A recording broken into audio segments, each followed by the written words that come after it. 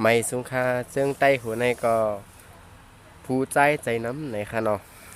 ไม่สูงพี่น้องก็ขอตั้งเสียงทีไรมาต้วยไหนคะไม่สูงค่า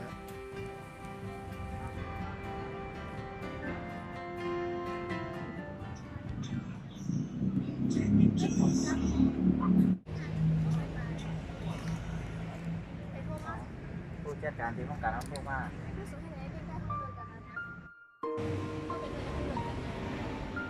ย่ำเดือดหนู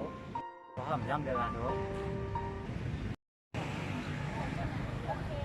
ก็ใจเขาบอกโซ่ลูกผู้จัดการท่วมมากของเขาเนี่ยตัดสีอ่ะในตัดสีอ่ะเขาคนเลือกสุ่มอะไรอ่ะที่เท่อะเพราะว่าได้มันขอจำกัดแล้วเนาะเป็นที่ไหนที่อ่ะเลือกนะหนูโอเคอ่ะ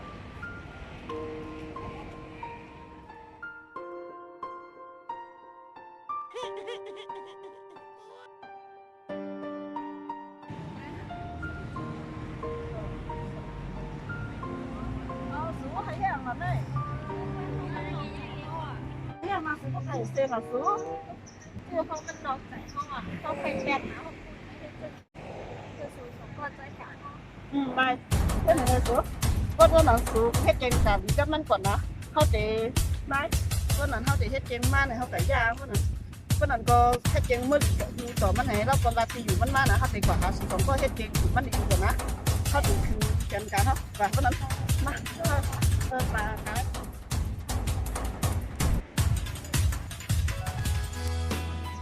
ต้องมันที่เย็นน่ะ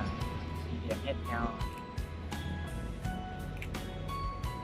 เข้ากันเข้าแล้ว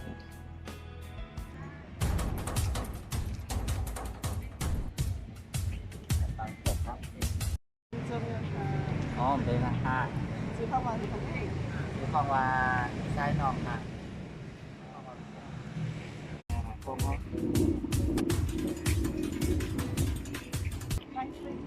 เขาไปว่าชวนเอากระเป๋าตัวกันรู้เขาเก็บฟันเขาไว้น่ะพอเขาเก็บกระเป๋าคนเขาอ่ะฟังเก่งเขาเรื่องของหนักโอ้เขาขอโทษ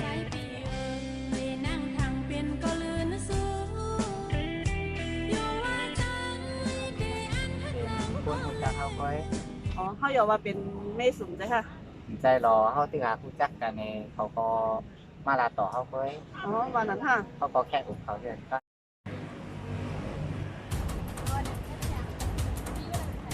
เขาเป็นแพรได้ เป็นที่ตรงไหนอ่ะเนาะ เป็นแพรล่ะ เป็นคนผู้จักเขาไว้ จับไหนอ่ะจะเอาสูงล่ำลูกสูงไม่รู้สูงเจ๊กันละ มีหมูแท้ไหมนะ เขาเป็น เขา อะไรอ่ะ เขาผู้สูงเขาผู้ชอบนะ สูงเจ๊บ้านนั้นนี่หนักค่ะ เขาเป็นลูกสวนไหน สูงเด่นภาพที่ชอบยาวท่านเนี่ย มาถูกคนใจเลยต้องเอาเขายอมตั้งเทศอยู่ ไม่สู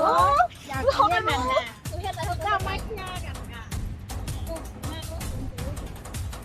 ะ ต้องเอาอ่ะ